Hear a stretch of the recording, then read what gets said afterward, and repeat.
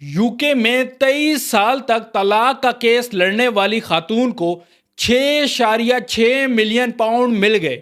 Indian origin خاتون نے 2002 میں اپنے شوہر کے خلاف بے وفائی اور غیر مناسب رویے کی بنیاد پر طلاق کا کیس دائر کیا تھا۔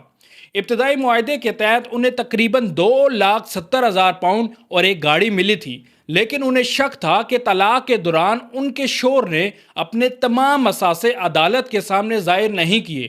بعد میں تحقیقات کے دوران کروڑوں پاؤنڈ مالیت کے ایسے اثاثے سامنے آئے جو پہلے ظاہر نہیں کیے گئے تھے۔ 2015 میں معاملہ دوبارہ کورٹ میں گیا اور کئی سال تک قانونی جنگ جاری رہی۔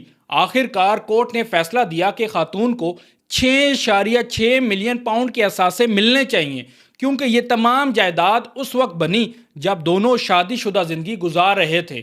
بعد ازاں اپیل کورٹ نے بھی مزید اپیل کی اجازت دینے سے انکار کر دیا، اور اس طرح 23 سال تک چلنے والا یہ طلاق کا معاملہ آخر کار اپنے انجام کو پہنچ گیا۔ آپ کا اس بارے میں کیا خیال ہے؟ کمنٹ سیکشن میں لازمی بتائیے گا۔ شکریہ۔